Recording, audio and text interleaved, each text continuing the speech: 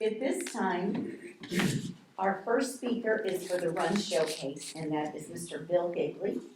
Bill Higley has been practicing law for over 40 years in a variety of settings and organizations.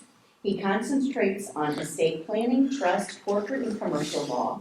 Along the way, he's had opportunities to learn how gratitude changes his life, and he'd like to share some of those thoughts with you today on Run Your Business with Gratitude. I give you the amazing Bill Higley.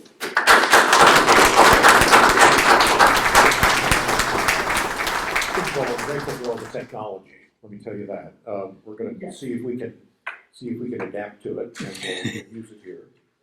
This is mic number 1, and then we have mic number 2. All right. I'm getting a nod here. There we go.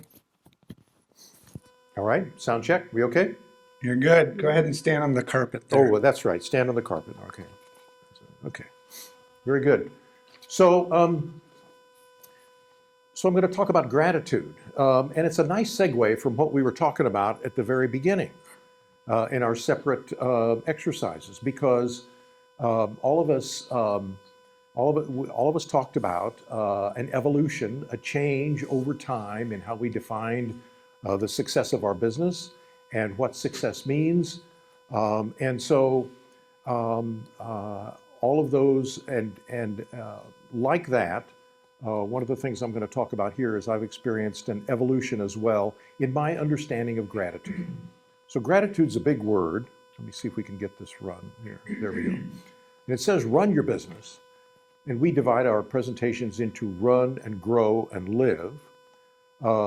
But what I say here is equally applicable to any one of those.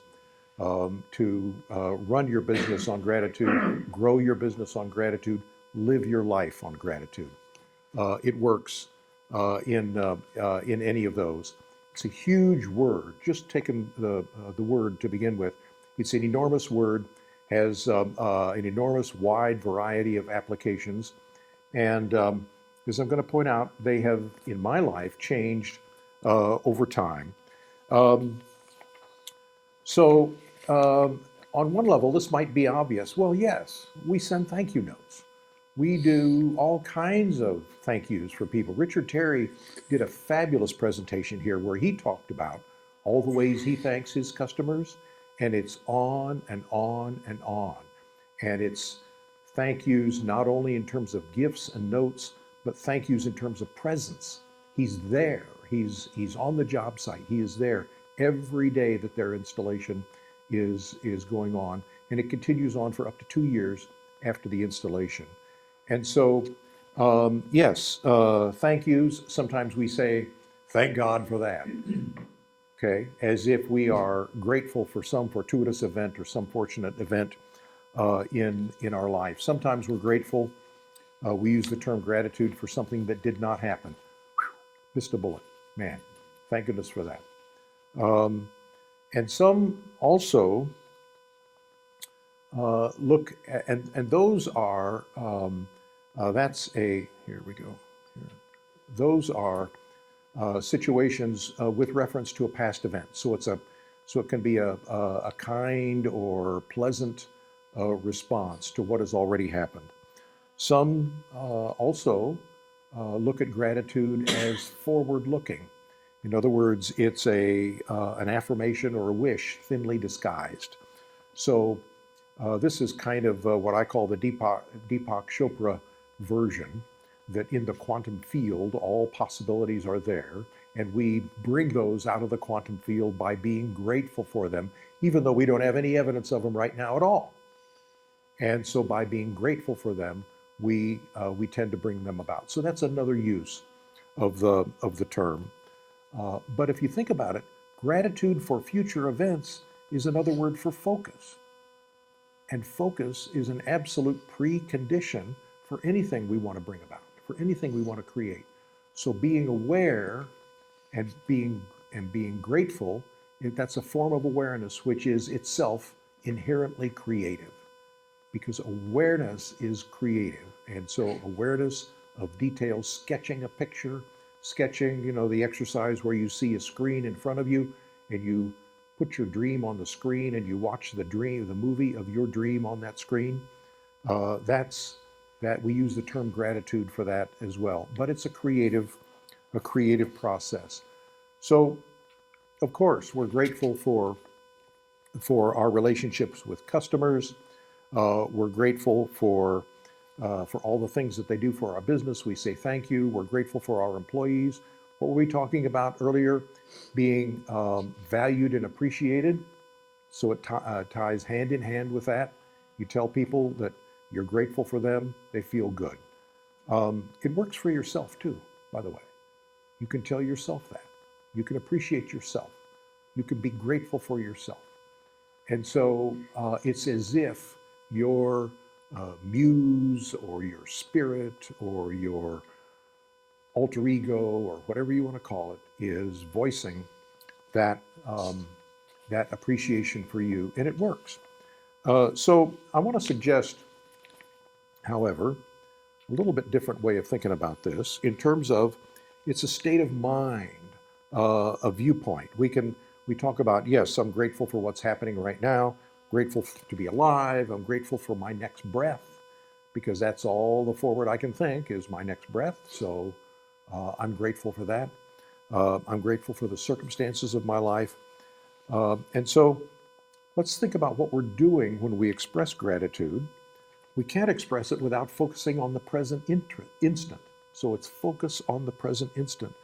Gratitude for a past event or circumstance is just bringing it into present consciousness. So it's right here. So consciousness is always present. It's never past. A memory is always something that's happening right now. It's never a future consciousness. No, consciousness happens right now. Gratitude that's aspirational, that we talked about, brings it into our present consciousness. So as to the past, of course, we can feel guilty or regretful, but we can't do anything about it. It's done, it's gone, and it's time to move on. And as to the future, we can be anxious, we can feel anxious, but by anxiety, we can't change a thing. We all know that we don't change the future, we change the present, and the present changes the future. We change our habits change the future. Our habits are right now. They're not in the future. So we don't think about the future, we think about right now what we need to change. And the future will be different because we take action in the present. So we're talking about, in that sense, gratitude cancels worry. If you're grateful for what's happening right now, you can't be worried about it. So that I want to suggest to you that gratitude is an overriding positive energy. It's a response to the present moment. It's energetic. It is awareness. It brings the energy of awareness to the present moment, to the positive aspects of the present moment. And so that's why, one of the most effective ways to raise your energy level right now is to express gratitude for the present moment. I am so very grateful for this very moment. And you can't be worried at the same time you're doing that. You can't be guilty at the same time you're doing that. You can't be depressed at the same time you're doing it. You are inherently focused, because that's all you have is the present moment. You don't have experiences, thoughts, and feelings, and they're always present. So by extension, it's self-settling. And so you can't be in a state of distraction. Being grateful brings focus right there on that moment. And guess what? When you're focused on the present, when you're aware of the present, that's when you're the most creative. That's when you're the most creative for, guess what? The future. That's when you're creating things. You're not creating things when you're depressed. You're not creating things when you're guilty. You're not creating things when you're worried.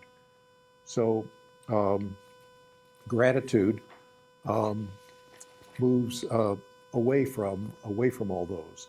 So I want to suggest to you that let's see, have I caught up on Here. There we are. So this saying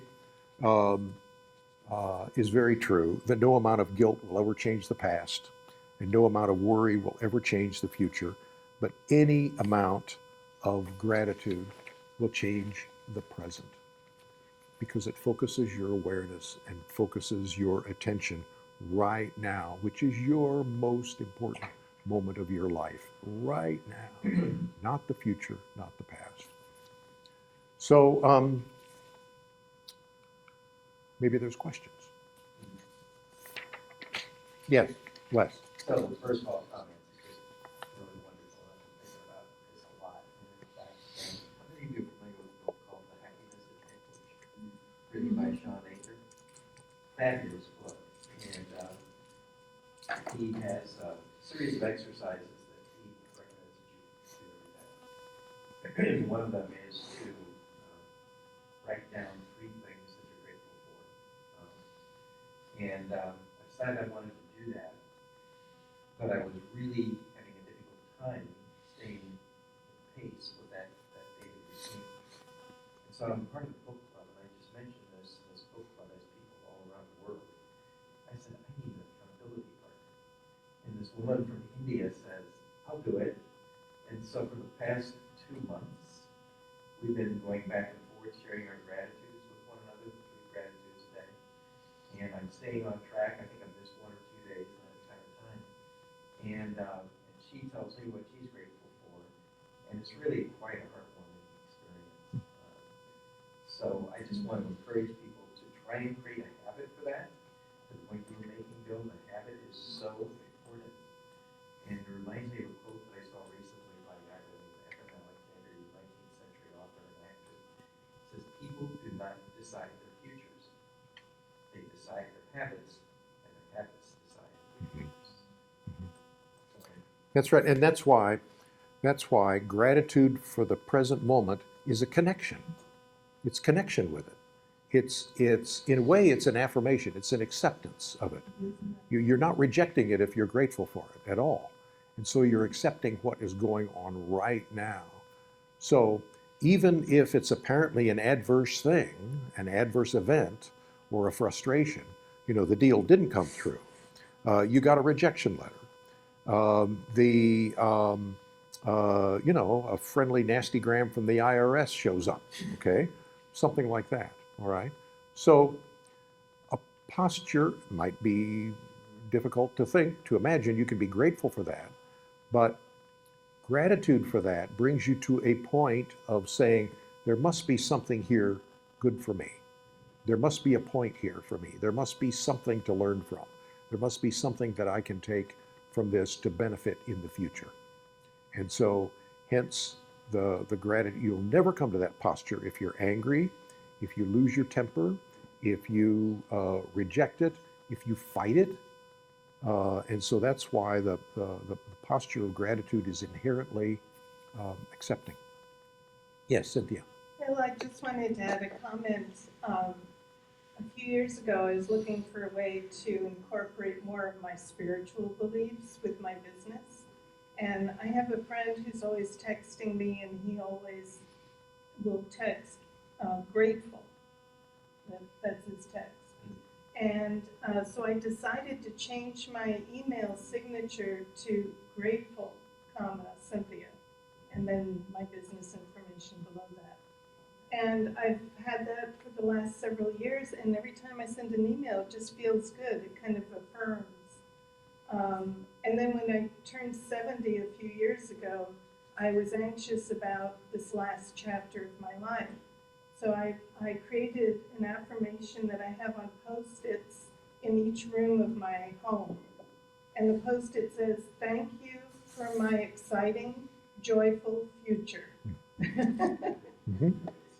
So I love. Because you're bringing it right now. Yeah, I learned so much from what you said about eliminating worry and how it's helping me to focus. Mm-hmm. So thank you. That in itself is an evolution for me. I always thought of gratitude in terms of sending notes. No, it's not. It's much, much more. Yeah. So, All right, thank you very much. I appreciate it.